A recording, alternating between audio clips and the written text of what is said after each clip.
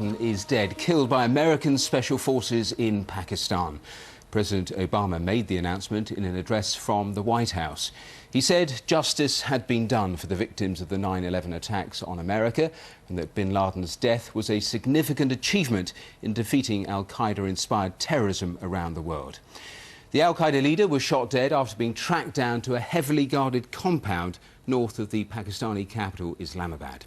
In the US, as the news spread, jubilant crowds gathered in both Washington and New York, many at Ground Zero, the site of the World Trade Center attacks. Well, our first report this lunchtime is from our World Affairs correspondent, David Loyne.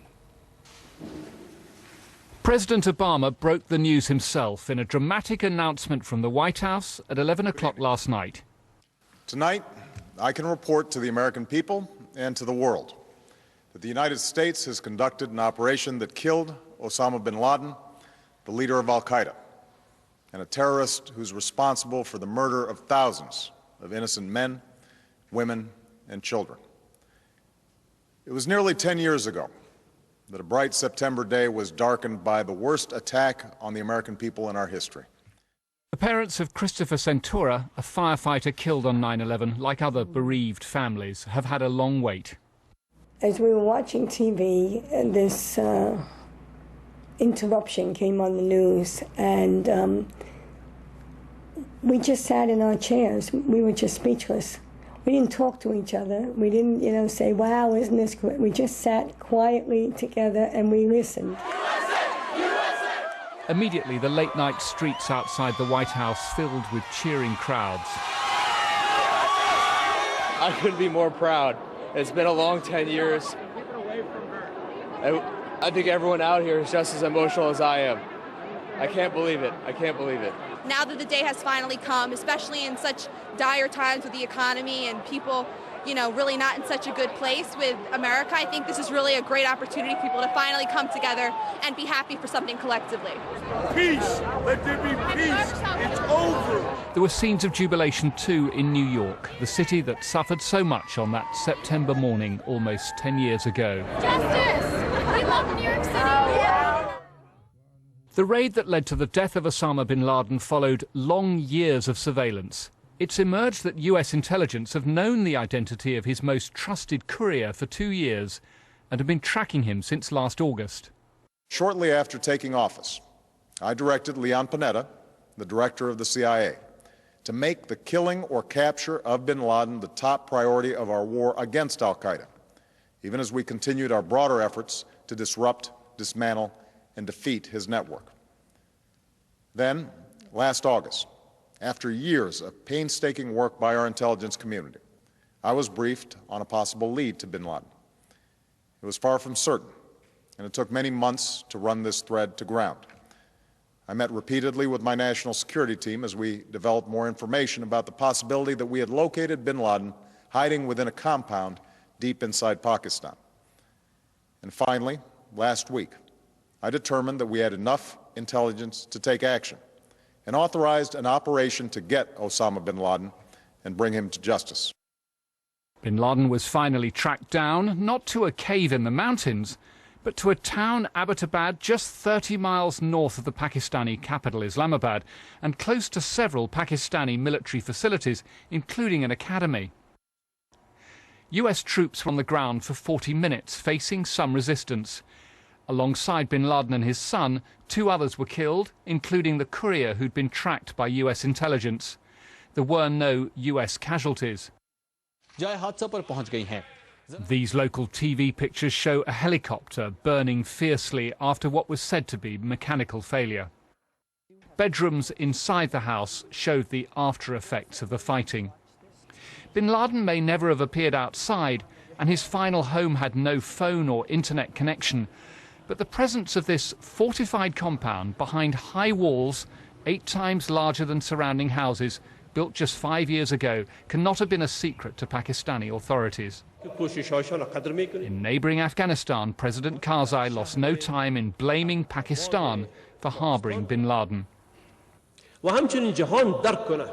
The fight against terrorism is not in bombing children and women in Afghanistan. The fight against terrorists should be carried out in their safe havens, sanctuaries and training camps, not in Afghanistan. Today, this has been proved right. Osama bin Laden may not have had operational authority in al-Qaeda by the time he died, but he was a powerful symbol, and the Prime Minister has warned of a possible backlash. This news will be welcomed right across our country.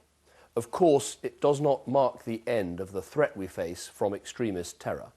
Indeed, we'll have to be particularly vigilant in the weeks ahead. But it is, I believe, a massive step forward. Construction is going on at Ground Zero again this morning, where the World Trade Center once stood, as the United States wakes up to the news its people have been hoping for so long. As a country, we will never tolerate our security being threatened, nor stand idly by when our people have been killed. We will be relentless in defense of our citizens and our friends and allies. We will be true to the values that make us who we are. And on nights like this one, we can say to those families who have lost loved ones to al-Qaeda's terror, justice has been done. And this president has been strengthened immeasurably by the success of one military operation. David Loyne, BBC News.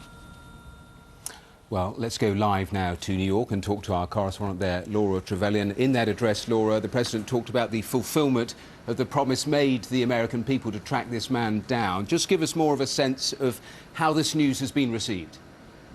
Well, Matthew, I think the mood here can really be summed up in one sentence, and that's "we got him." That's what Charles Wolfe, whose British wife Catherine was killed on September the 11th, just told me. Remember, 2,752 people were killed here on 9/11, a searing, terrifying attack for so many who lived here. And Charles just told me, I feel as though a huge force of evil has left our physical realm. So people are relieved, they're pleased, some are celebrating, but of course there is still caution and a worry about what kind of retaliatory attacks from al-Qaeda might follow around the world. Yes, and there is heightened alert, heightened security. You were saying that you were speaking to relatives. What are the thoughts of those you've spoken to about the fact that he wasn't taken alive? Well, I think people feel that finally a form of justice has been done. They were never expecting a trial of Osama bin Laden. Some people are saying that they would like to see photographs, that they want to see real physical proof, but the overwhelming emotion is just one of relief and also a sense, I think, that after American pride was damaged after 9/11, now people feel that some pride has been restored and that they have managed to go some way in killing Osama bin Laden. OK. Laura, thanks very much. Laura Trevelyan there in New York. Well, Osama bin Laden is held responsible not just for the nearly 3,000 who died in the terror attacks of 9/11 in America, but for thousands of other killings around the world for more than 20 years. American officials have long believed bin Laden was hiding somewhere in a mountainous region along the Pakistan-Afghanistan border. However, there have been no reports of his whereabouts for some years, and the trail appeared to have gone cold. Our World Affairs editor, John Simpson, assesses a man who until now had survived all American attempts to kill him. For an entire decade, his was one of the most famous faces in the world. People everywhere were fascinated to know if he would emerge again from the shadows and indeed what had happened to him. Throughout his entire presidency, George W. Bush was unable to catch him. There's an old poster out west, as I recall, that said "Wanted, dead or alive."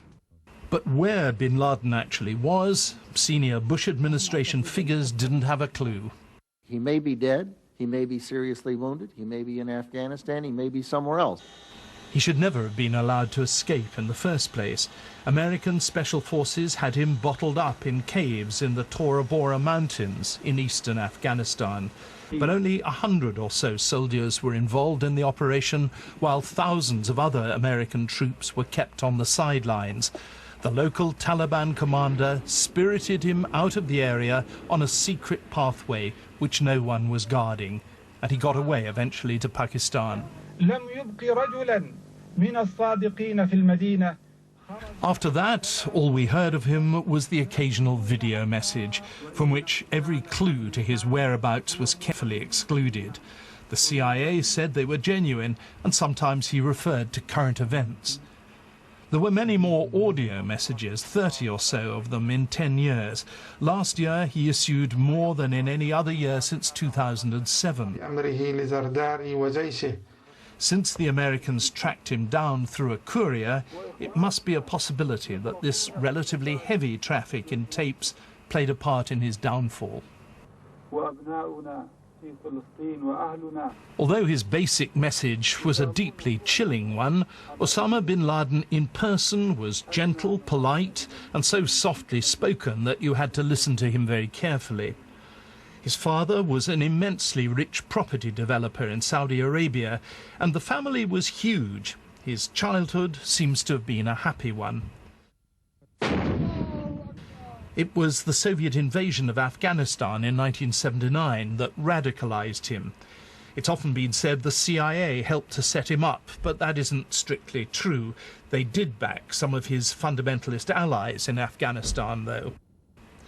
His view was that outsiders had no right to interfere in Islamic countries. When Saudi Arabia allowed the Americans to establish bases there before and after the First Gulf War, Usama bin Laden went on to the attack. From the training camps he funded in Afghanistan, he and his closest associates started planning a series of attacks against Western interests around the world. There was an unsuccessful plan to attack New York during the 1990s. There were other attacks in East Africa and against an American warship off the coast of Yemen.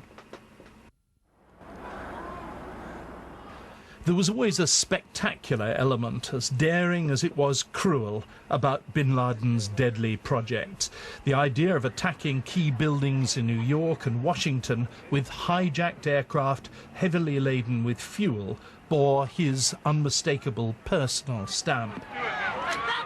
But it was all so brutal, so directly intended to kill ordinary innocent civilians, that there was revulsion right across the world, in Muslim countries as much as any other.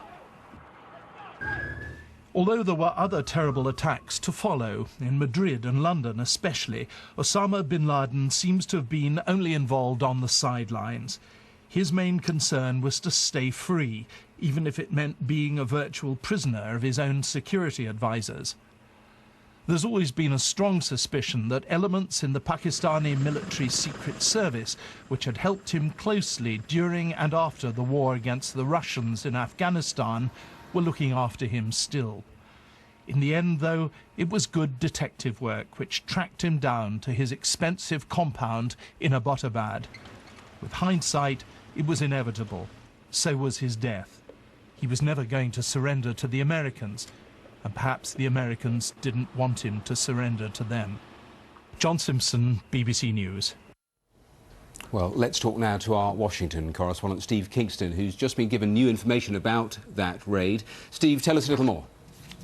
Yes, Matthew, this information has come to us via the BBC's broadcast partner here, ABC News. It's from a senior U.S. intelligence official. It's come while we're on air, and it's details of the raid. We are told that 30 to 40 U.S. Navy SEALs, elite special forces, landed at the compound using 2 helicopters that we're told had flown from Afghanistan at a low level across the border into Pakistan under Pakistani radar. Everything points to the Pakistani authorities not having been aware of this operation in advance.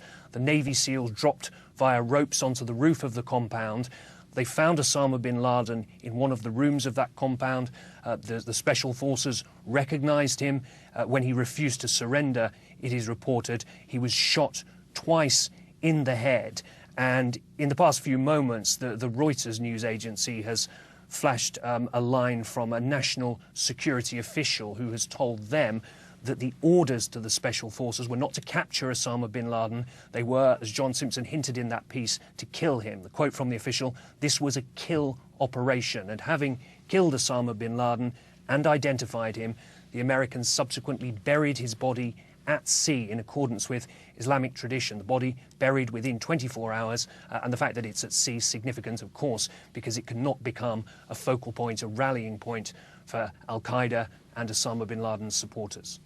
Steve Kingston, thanks very much for that latest information there from Washington. Let's go now to our correspondent Aleem Makboul, who's managed to get to that compound in Pakistan where Usama bin Laden was killed. And Aleem, what have you seen personally through the course of this morning? Well, it is extraordinary that we're reporting on this story from here, from a beautiful, tranquil valley in northern Pakistan. Down below us in the plain is the affluent town of Abbottabad, and at the center of that is where this compound is. Of course, all of the roads leading to it have now been sealed off, but I can see it from where I am, and a lot of people here have been stunned that the Al-Qaeda leader was living in their midst, and this firefight happened there. There are now soldiers all around the compound guarding it. That is the only evidence they have that something happened. They heard the noise last night, but a lot of them say they don't believe what's happened. They want some kind of proof, and already the conspiracy theories are beginning to be forged here. You talk about people being stunned, but a lot of very, very awkward questions now for the Pakistani government. Yes, I said I could see that compound down below me, but just a short distance ahead of it is the Pakistani military's foremost academy, its training institute. And the Chief of Army Staff, the Pakistani Chief of Army Staff, was visiting that compound for a passing out parade on just the 23rd of April. So it was right under their noses. So that is an embarrassment. What else is an embarrassment is the fact that it is very clear that the Pakistanis weren't involved in this operation. It took them a very long time to react this morning. That indicates that they were just as surprised about this news as the rest of us. OK, Aleem Makboul, thanks very much. Well, the International Law Enforcement Agency, Interpol, has called for extra vigilance in the wake of Usama bin Laden's death. It said it does not represent the end of al-Qaeda and warned that those inspired by the organisation would continue to engage in terror attacks. American embassies are on high alert, and here the Foreign Secretary William Hague said he'd ask all British embassies to review their security. Well, our security correspondent Frank Gardner is here to assess the significance of bin Laden's death. Frank. Well, I think the death of Osama bin Laden marks the end of a chapter, but not necessarily the end of the global jihadist movement that he encouraged. There will be some who are keen to avenge his death now, and enough volunteers around the world to continue his deadly work. The man at the top of Al-Qaeda is now Dr. Ayman al-Zawahiri, bin Laden's Egyptian-born strategist and mentor. He's been actively promoting the movement, pronouncing on the Arab Spring as recently as last month. In tribal, impoverished Yemen, Al-Qaeda has recently set up a new base. Calling itself Al-Qaeda in the Arabian Peninsula, it's taken in the brightest brains of its Saudi affiliate and presents a serious threat to the West. Its Yemeni ideologue, Dr. Anwar al-Awlaki, addresses his followers in fluent English, radicalizing impressionable young Britons and Americans alike. It was this group that sent the underpants bomber to Detroit and bombs hidden in printer-tone cartridges on flights to the U.S. Both operations failed, but the group has boasted of already planning the next one. I don't think the tactics are likely to change particularly. I think Al-Qaeda as a central terrorist organization has long been parasitic. It's reliant on others to protect its leaders, and it's reliant on other groups to deliver kinetic effect. In North Africa, Al-Qaeda's offshoot has been ransoming kidnapped Western tourists. They also murdered a Briton, Edwin Dyer. Hiding somewhere in Mali, insurgents holding French hostages said only last week their cause was with bin Laden, and they demanded the withdrawal of French troops from Afghanistan. And in the UK, the national terrorism threat level remains at severe, meaning that a terrorist attack is still thought highly likely. In the coming days, that probability may increase as Osama bin Laden's more desperate followers do their best to avenge his death. But some doubt the organization has the capability. I think Al-Qaeda is a relatively weak organization nowadays. It has suffered huge setbacks as a result of drone strikes in Pakistan, as a result of being seen to be behind the agenda in the Middle East revolutions, and now with the loss of their leader. It's an increasingly weakened organization, but Al-Qaeda will continue to try attacking. That's why reaction in British government circles has been restrained. No one here is in any doubt that the struggle against terrorism is far from over.